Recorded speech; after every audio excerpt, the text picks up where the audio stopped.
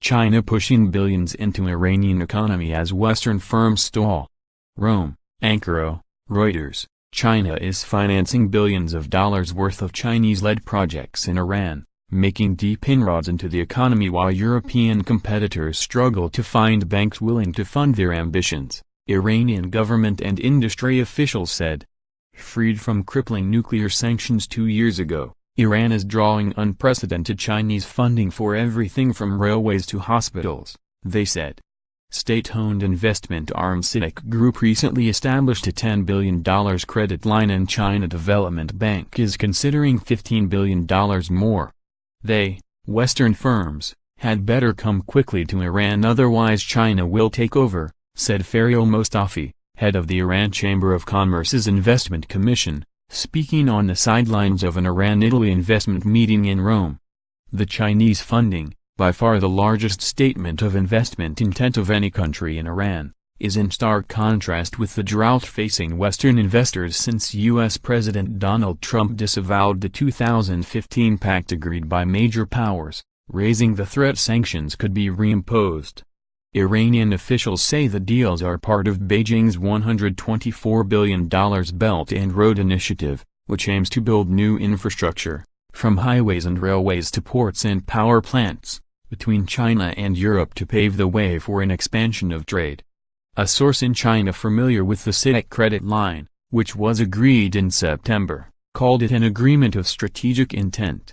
The source declined to give details on projects to be financed, but Iranian media reports have said they would include water management, energy, environment and transport projects.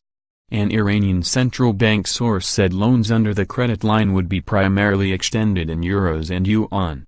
The China Development Bank signed a memorandum of understanding for $15 billion, Iranian state news agency IRNA said on September 15. The bank itself declined to comment, in line with many foreign investors and banks, including from China, who were reluctant to discuss their activities in Iran for this story. The websites of banks and companies often carry little or no information on their Iran operations. With a population of 80 million and a large, sophisticated middle class, Iran has the potential to be a regional economic powerhouse. But with the risk of sanctions hanging in the air, more and more foreign investors want Iran to issue sovereign guarantees to protect them in case the projects are halted. Economic ties between Iran and Italy, its biggest European trade partner, have been affected.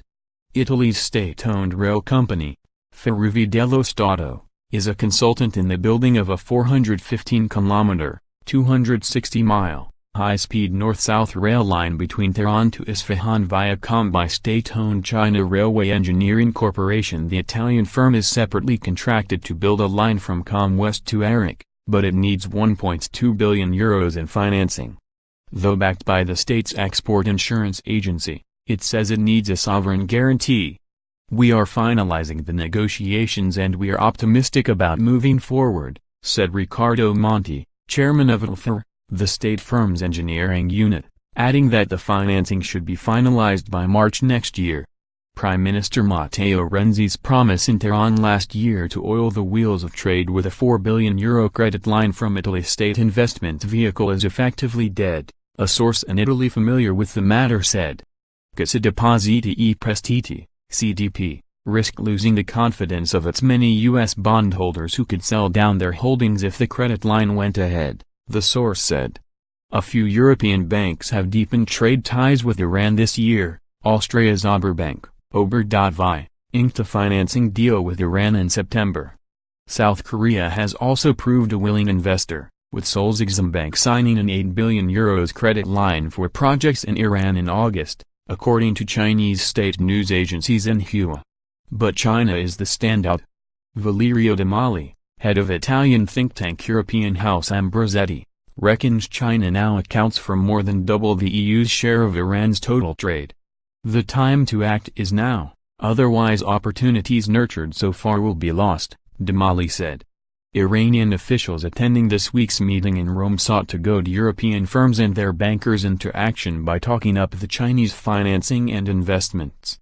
"The train is going forward," said Feridun Hagbin, Director General of Economic Affairs at Iran's Foreign Ministry. The world is a lot greater than the United States. Some Iranian officials remain concerned that investment could become lopsided and are looking at creative ways to maintain investment links with the West, however.